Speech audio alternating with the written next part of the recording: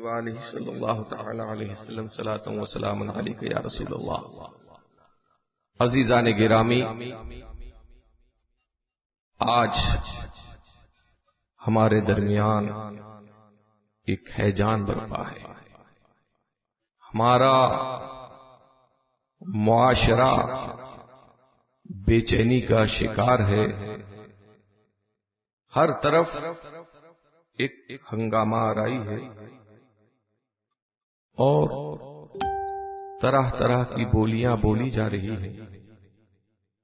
جبہ و دستار والے بھی ایسی بولی بول رہے ہیں جو شریعت سے ٹکرا رہی ہے. پیر صاحب ہیں، وہ مریدوں کی بجائے اصلاح کے ان کا کباڑ کر رہے ہیں. بجائے راہ ہدایت، راہ صراط اور سچی راہ پر چلانے کے وہ گمراہی کے راستوں پر ڈال رہے ہیں. غرض یہ کہ ایک ہنگامہ آرائی ہے تو اس کا سبب یہ ہے کہ آج دلوں سے خوف خدا جاتا رہا، آخرت کا خوف نکل گیا اور دنیا غالب آ گئی. دنیا کے چکر میں بہت سی بولیاں بولی جانے لگیں جس سے دنیا حاصل ہو رہی ہے. آدمی اس سے محبت کرنے لگا، اس کی طرف دوڑنے لگا.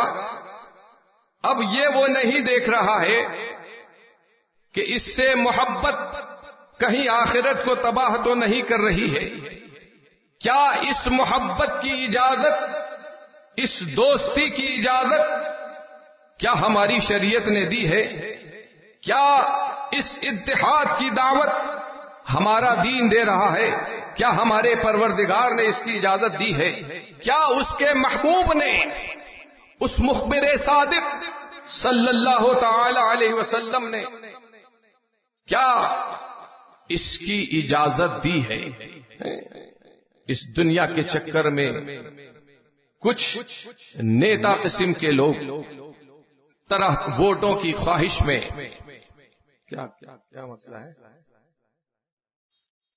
دیکھیے، ذہن منتشر مت کیجیے. درود پاک پڑھیں صلی اللہ علیہ النبی الامی وآلہ صلی اللہ تعالی علیہ وسلم صلاۃ و سلام علیک یا رسول اللہ. تو ووٹوں کی لالچ میں آدمی کیا کچھ نہیں کر رہا، معاذ اللہ وہ اپنے ایمان کا سودا بھی کر رہا ہے. لیکن اسے یہ خبر نہیں ہے کہ یہ دنیا چند روزہ ہے.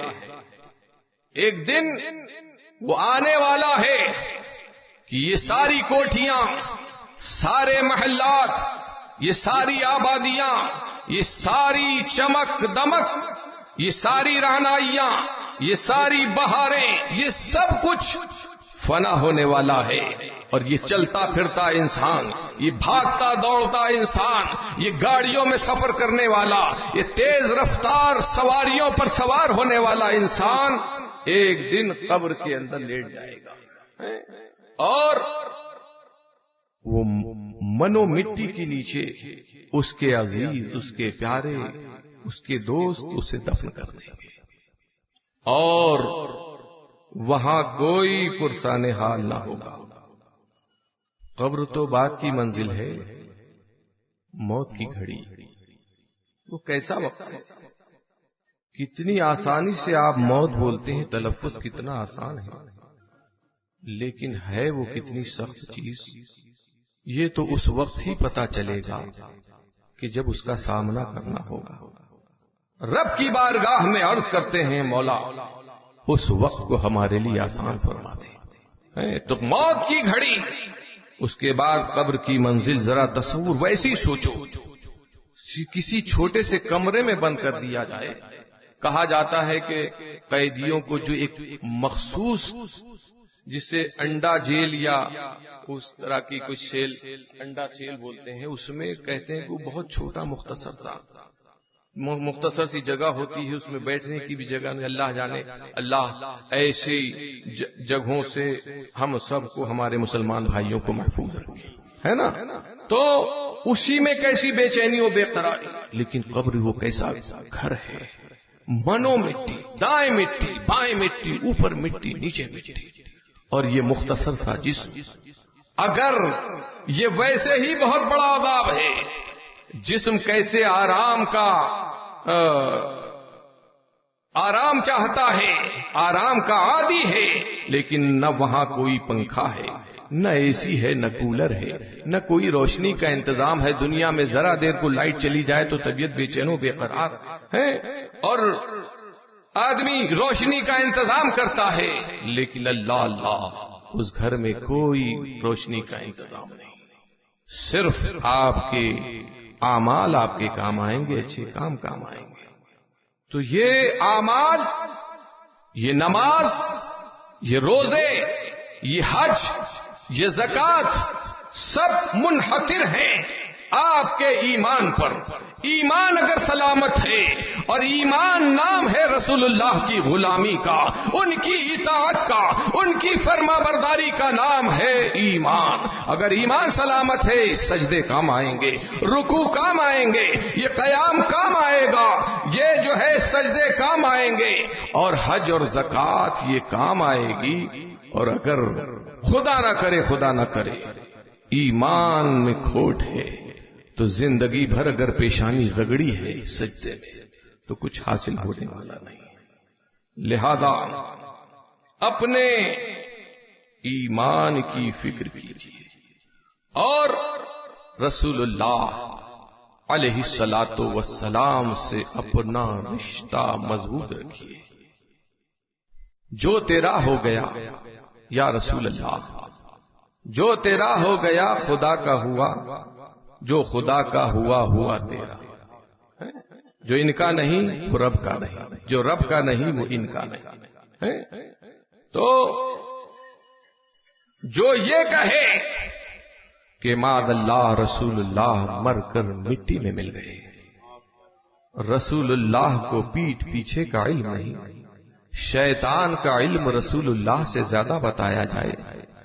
نماز میں اگر رسول اللہ کا خیال آ جائے تو گدھے اور خچر کے خیال میں ڈوب جانے سے برا نہیں، بدر جہاں بدتر ہے. معاذ اللہ، کیا یہ بولی رسول اللہ کو ایذا نہ دے گی؟ اور قرآن فرما رہا ہے کہ جو رسول کو ایذا دے وہ مومن نہیں ہو سکتا، وہ مسلمان نہیں ہو سکتا. تو شیطان کا علم نبی سے زیادہ، رسول اللہ کچھ نہیں دے سکتے. ارے ڈاکٹر دے، انسان ڈاکٹر کی مدد لیتا ہے، وکیل کا سہارا لیتا ہے، مکان بناتا ہے، معمار کی مدد لیتا ہے، بچہ پڑھتا ہے، استاد کی مدد لیتا ہے. قدم قدم پر وہ جو ہے سہارا لے رہا ہے، اور مدد کرنے والے اس کی مدد کر رہے ہیں.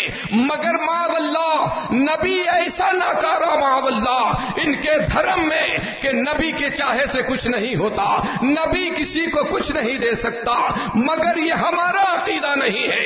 ہمارا عقیدہ تو یہ ہے، ہمارے بزرگوں نے تو ہمیں یہ سکھایا ہے کہ نبی کے چاہے ہی سے سب کچھ ہوتا ہے. اے خدا وہی کرتا ہے جو نبی چاہتا ہے.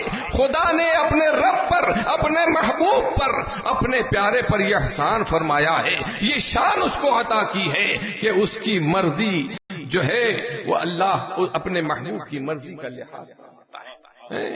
اور صرف یہیں پر نہیں، کل میدان محشر میں جہاں تمام اولین و آخری انبیاء کی جماعت، حضرت آدم بھی ہوں گے، حضرت نوح بھی ہوں گے، حضرت ابراہیم خلیل اللہ بھی ہوں گے، حضرت موسیٰ کلیم اللہ بھی ہوں گے، حضرت یعقوب بھی ہوں گے، حضرت یوسف بھی ہوں گے. کہاں تک نام گنائے جائیں، سارے انبیاء کی جماعت، انبیاء کرام کی جماعت ہوگی، اولیاء ہوں گے، صحابہ کرام کی جماعت ہوگی. اور صالحین صدیقین ہم گناہگار بھی ہوں گے اور سیاہکار اور نیکوکار بندے بھی ہوں گے. اس بھیڑ میں رب تبارک و تعالی اپنے محبوب سے خطاب فرمائے گا.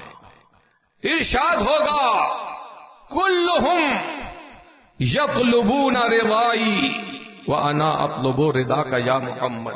اے محمد صلی اللہ تعالی علیہ وسلم، یہ سارے اہل محشر میری رضا چاہتے ہیں.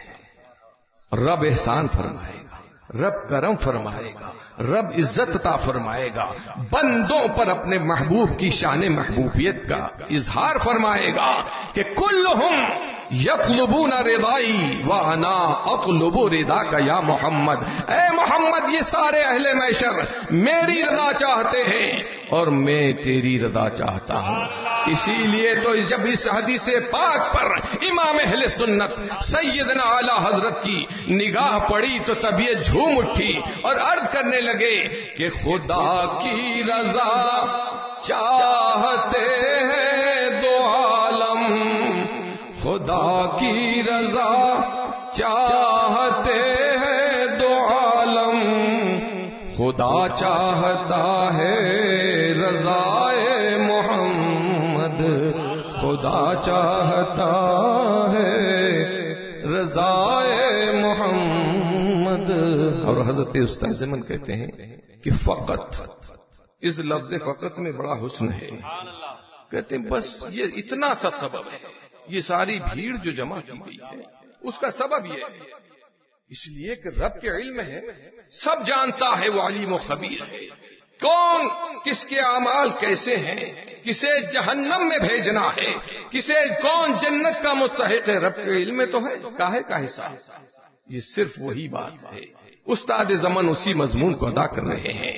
عرض کرتے ہیں کہ فقط اتنا سبب ہے انعقاد بزم محشر کا، یہ بھیڑ جمع کرنے کا مقصد یہ ہے، فقط اتنا سبب ہے انعقاد بزم محشر کا. یا رسول اللہ، تمہاری شان محبوبی دکھائی جانے والی ہے، تمہاری شان محبوبی دکھائی جانے والی ہے. تو اس وقت سب پر آشکارا ہوگا، سب دیکھیں گے، ہم غلام دیکھیں گے، خوش ہوں گے کہ ہم تو کہتے ہی ہیں کہ رسول اللہ شفاعت فرمائیں گے، ہے نا. ہم غلاموں کی شفاعت ہمارے آقا فرمائیں گے ہی انشاءاللہ.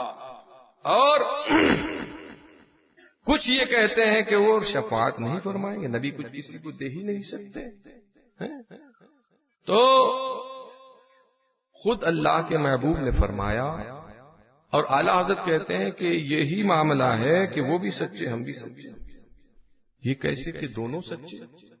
ایک کہہ رہا ہے کہ نبی شفاعت فرمائیں گے اور دوسرا کہہ رہا ہے کہ نبی شفاعت نہیں کریں گے.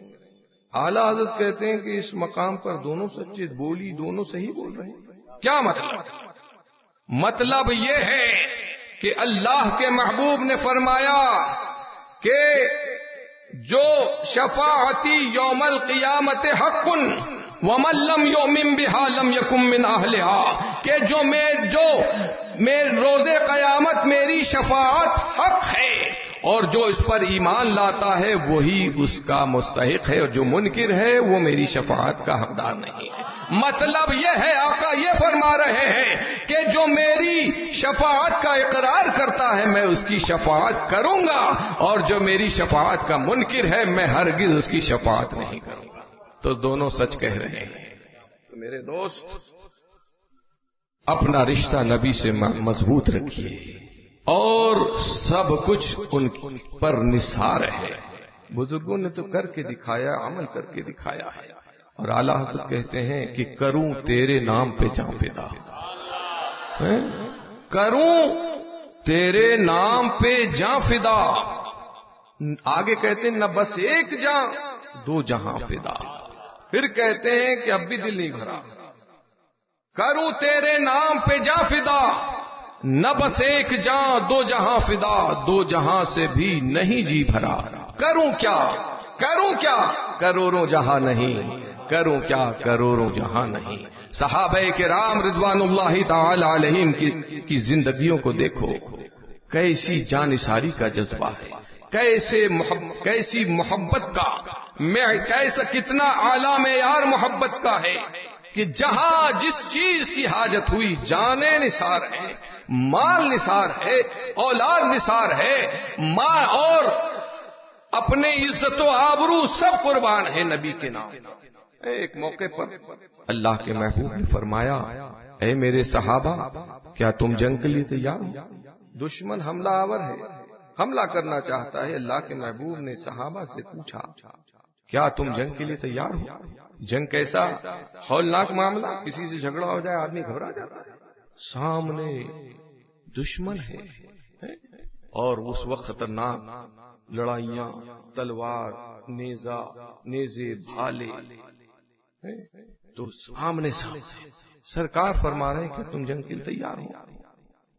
تو صحابہ کرام کی نمائندگی فرماتے ہوئے رازدار عشق و وفا حضرت صدیق اکبر نے بارگاہ رسالت میں عرض کیا کہ اے آقا، ہم سب تیار ہیں. نبی کے ایک اشارے کی دیر ہے. عرض کرتے ہیں کہ نبی کا حکم ہو تو پھاند جائیں ہم سمندر میں، جہاں کو محو کر دے نعرہ اللہ اکبر میں.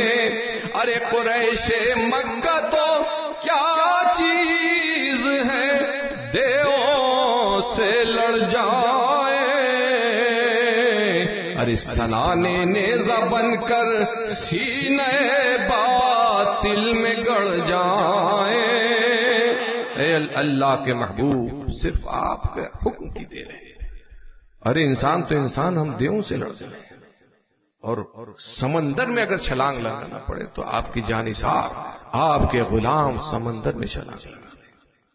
اور بعض صحابہ نے عرض کیا تھا کہ جب حضرت موسیٰ نے اپنے ساتھیوں سے پوچھا، اپنے ہمراہیوں سے،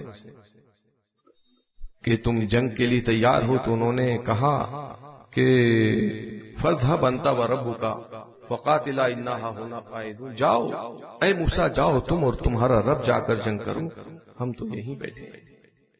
مگر صحابہ نے عرض کیا، اے اللہ کے پیارے رسول، ہم ایسا نہ کریں گے. وَلَكِنْ أَن نُقَاتِلُ عَنْ يَمِينِكَ وَعَنْ شِمَالِكَ وَبَيْنَ يَدَيْكَ وَخَلْفِكَ. اے اللہ کے پیارے رسول، دشمن دائنی جانب سے آئے گا، ہم مقابلہ دائیں جانب سے کریں گے. بائیں جانب سے آئے گا، ہم اس کا مقابلہ بائیں جانب سے کریں گے. دشمن چہرے مبارک کی طرف سے آئے گا، ہم اس کا مقابلہ ادھر سے کریں گے. پشت مبارک کی جانب سے آئے گا، ادھر سے اس کا مقابلہ کریں گے. مگر اے اللہ کے پیارے رسول، جب تک ہمارے جسم میں روح ہے، ہمارے جسم سے روح کا رشتہ باقی ہے، جسم میں خون باقی ہے، ہم آپ پر آنچ نہ آنے. اور کیسی محبت، ایک داستان ہے کہ آپ وضو فرمائیں تو صحابہ اس پانی کو زمین پر نہیں گرنے دیتے. اللہ ہاتھوں ہاتھ لیتے ہیں، بطور تبرک پی لیتے ہیں. آپ بال اترواتے ہیں تو ان بالوں کو حاصل کرنے کے لیے صحابہ کرام طواف محبوب کرتے نظر آتے ہیں. آپ تھوکنا چاہتے ہیں تو آپ کا تھوک اور بلغم پیروں کی روندن نہیں بلکہ چہروں کا رنگ و روغن بنتا ہے. جب ایک قاصد آیا اور اس نے محبت کا یہ حال دیکھا تو واپس جا کر وہ کہنے لگا کہ اے قوم قریش، اے اہل قریش، میں نے دیکھا کہ جب آپ وضو فرماتے تو آپ کے مستعمل پانی پر، آپ کے بدن سے گرنے والے پانی پر لوگ اس طرح جھپٹتے، ایسا معلوم ہوتا تھا کہ اب ان کے درمیان جنگ ہو جائے گی، تلواریں نکل آئیں گی. یہ عالم تھا. جب آپ کسی بات کا حکم فرماتے تو اس کو پورا کرنے کے لیے کئی لوگ دوڑ پڑتے. جب آپ کلام فرماتے تو تمام لوگ، پوری محفل پر خاموشی طاری ہو جاتی. اور احتراماً ایسا احترام کہ کوئی شخص نگاہ اٹھا کر آپ کی طرف دیکھ نہیں سکتا.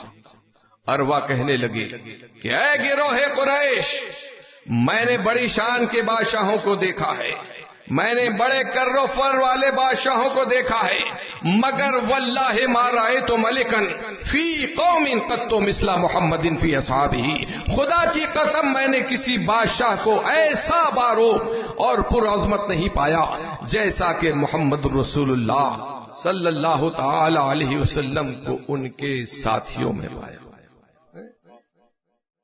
خیر، میں اپنی گفتگو کو طول نہیں دینا چاہتا، عرض یہ کرنا چاہتا ہوں آج ضرورت ہے اس کی، اور بہت بڑی خرابی پیدا ہوتی چلی جا رہی ہے. یہاں بہت اچھا ماحول تھا پورے ملک میں، لیکن ہماری غربت سے فائدہ اٹھایا جا رہا ہے، اور ہمیں نوٹوں کی بنیاد پر، ریال کی بنیاد پر ہمارے بھولے بھالے مسلمانوں کا عرض کیا کہ دنیا چند روزہ ہے، یہ بہاریں کتنی دن کی ہے، اور چین نہ پاؤ گے. دولت چین کا سامان نہیں ہے، کوئی دولت سے چین نہیں خرید سکتا. آپ دیکھتے ہی ہیں بڑے بڑے رئیس اپنے بستروں پر کروٹیں بدلتے ہیں، بے چین و بے قرار ہوتے ہیں. اگر دولت کا تو یہ حال ہے، اگر کہا جائے کہ تمہاری یہ ساری بادشاہت تمہارے لیے ہے، ایک طرف بادشاہت ہو، دوسری طرف دو آنکھیں ہوں، اس سے کہا جائے اسے قبول کر لو یا اسے لے لو یا اسے، تو آدمی بادشاہت کو چھوڑ دے گا، اپنی آنکھوں کی فکر کرے گا، آنکھوں کو بچائے گا. سودا یہ ہوگا. تو اس دولت کا یہ حال ہے کہ ان دو آنکھوں کی قیمت، دو آنکھیں تو دور کی بات، ایک آنکھ بھی کوئی نہ دے گا. اور دیکھا تو یہ گیا ہے کہ جب آدمی آنکھ بیمار ہو جائے، جسم بیمار ہو جائے، دماغ بیمار ہو جائے، کان بیمار ہو جائے، دانت بیمار ہو جائے، تو آدمی اب دولت نہیں دیکھتا، دولت کو بہاتا ہے اور چاہتا ہے کہ کچھ ہو جائے، ڈاکٹر صاحب سب لے لو مگر مجھے اچھا کرو. تو یہ دولت کیا، یہ چین کا سامان نہیں ہے. آدمی سوچتا ہے دولت آ جائے گی چین آ جائے گا، یہ دھوکہ ہے. چین دینے والا وہ ہے، اور یہ دولت عزت بھی نہیں دیتی، عزت بھی اسی کی جانب سے ہے. وہ خود اعلان فرما رہا ہے وَتُعِزُّ مَن تَشَاءُ وَتُذِلُّ مَن تَشَاءُ، وہی عزت دیتا، جسے چاہتا ہے عزت عطا فرماتا ہے، جسے چاہتا ہے ذلیل فرماتا ہے. اور رشتہ داری، رشتہ کہاں ہوتا ہے، کس سے ہوتا ہے؟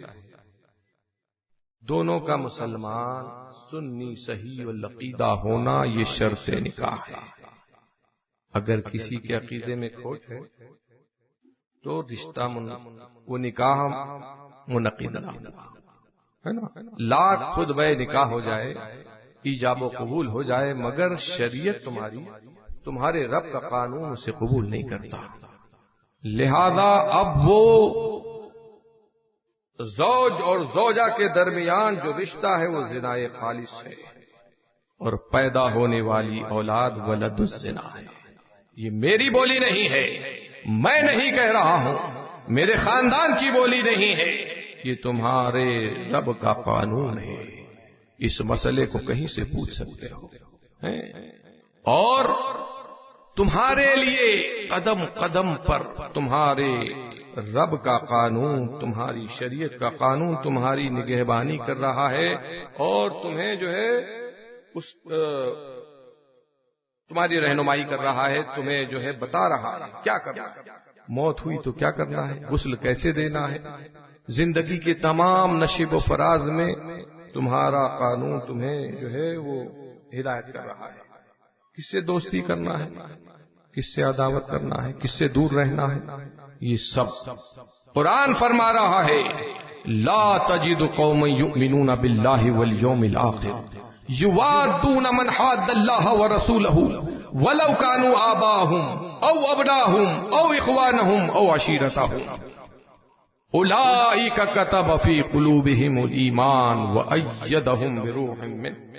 آگے اور ہے آیت کریمہ. تو تم نہ پاؤ گے، یہ رب فرما رہا ہے، ان لوگوں کو کہ جو ایمان لائے اللہ پر اور یوم آخر پر، کہ وہ ایسوں سے دوستی کریں کہ جنہوں نے اللہ اور رسول کی مخالفت کی. ایسوں سے رشتے محبت قائم کریں، ایسوں سے رشتہ داری کریں کہ جنہوں نے اللہ اور رسول کی مخالفت کی ہے.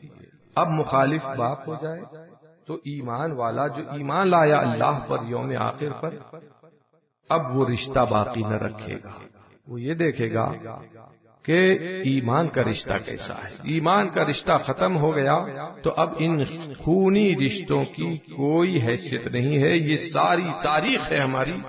جنگ بدر دیکھ لو، جنگ احد دیکھ لو، ایک طرف باپ ہے، ایک طرف بیٹا ہے، ایک طرف ماموں ہے، ایک طرف بھانجا ہے، ایک طرف چچا ہے، ایک طرف بھتیجا ہے. اور وہ کون لوگ؟ یہ ہم جیسے مسلمان نہیں، بڑے بڑے صحابہ جن کے بارے میں، جن کی تعریف میں اللہ کا کلام بھی ہے اور رسول اللہ کی پاک زبان بھی ہے. کیسی تعریف ہے حضرت صدیق اکبر کہ جن کے بارے میں فرمایا گیا کہ افضل البشر بعد الانبیاء، کہ انبیاء کے بعد سب سے افضل ترین انسان حضرت ابوبکر صدیق، فاروق اعظم ہے، عثمان غنی ہے، مولا علی ہیں، دوسرے صحابہ ہیں. ان کی زندگیوں کو دیکھو، انہوں نے اپنے رشتوں کی پرواہ نہیں کری، بلکہ رشتہ رکھا رسول اللہ سے، ان سے جڑے رہے.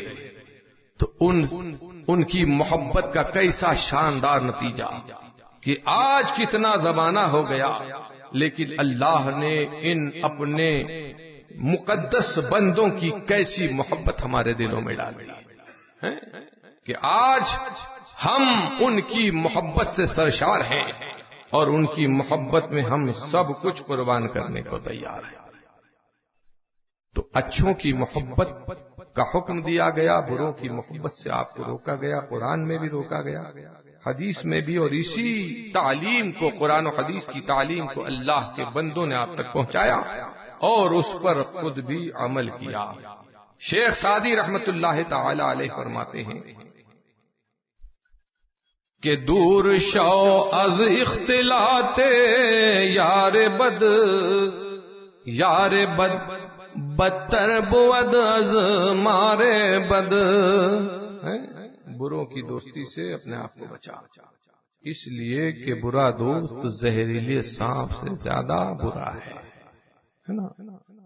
زہریلے سانپ کیسے کیسے زہریلے سانپ ہیں؟ کہتے ہیں کہ زہریلے سانپ سے برا دشمن جو ہے وہ برا دشمن، برا آدمی وہ زہریلے سانپ سے زیادہ خطرناک ہے. اور فرماتے ہیں صحبت صالح ترا صالح کن، صحبت طالع ترا طالع کن. اچھوں کی صحبت تجھے اچھا بنا دے گی، بروں کی صحبت تجھے برا بنا دے گی. دنیا کے قانون جن سے روکتا ہے، ملک کا غدار، وہ دنیا کے قانون میں مجرم ہے اور دنیا کا قانون اسے معاف نہیں کرتا.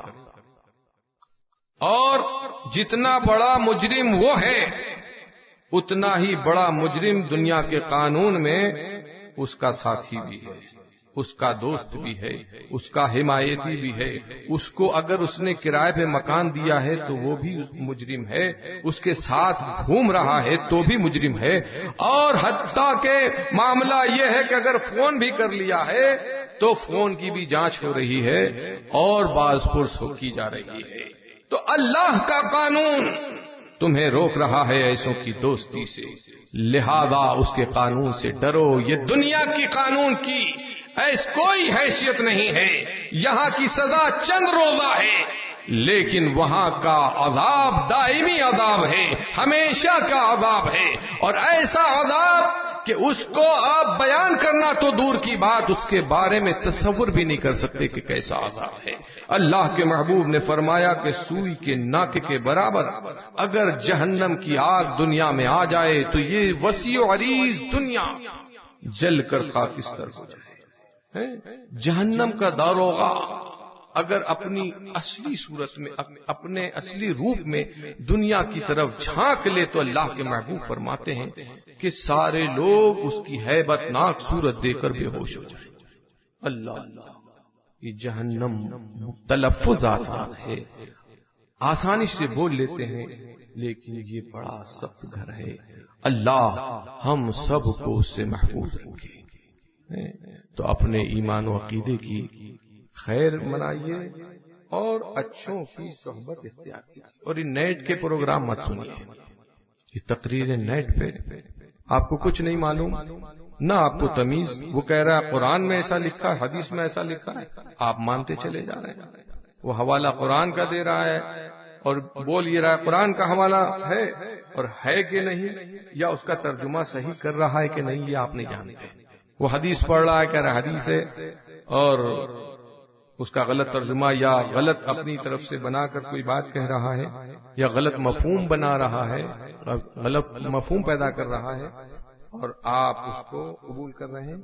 صورت دیکھی، وہ بھی داڑھی ٹوپی اور جبہ صافہ، تو آپ نے سوچا کہ یہ اپنا آدمی ہے، لیکن کیسی کیسی زہریلی گفتگو نیٹ پر ہو رہی ہے، اس سے لوگ گمراہ ہو رہے ہیں۔ پہلے تو جماعت آتی تھی تو لوگ پریشان ہوتے تھے، اب جماعت گھر میں بیٹھی ہے، معاذ اللہ۔ لہذا اپنے ایمان و عقیدے کی فکر کیجئے، یہی سب سے قیمتی دولت ہے، یہ سلامت ہے سارا چین کا سامان، فکر مت کرو۔ سوکھی روٹی، فاقے، ان کی کوئی حیثیت نہیں ہے، یہ تکلیف چند روزہ ہے۔ جب یہ تکلیف آپ سے برداشت نہیں ہو رہی ہے تو وہاں کی تکلیف کیسے برداشت ہو جائے گی؟ اس کو اتنا آسان کیوں سمجھ لیا ہے؟ لہذا اس دولت کے چکر میں ایمان کا سودا نہ کرو، بلکہ اپنے ایمان کی فکر کرو، اس لیے کہ واسطہ اللہ و رسول ہی سے پڑنا ہے۔ کوئی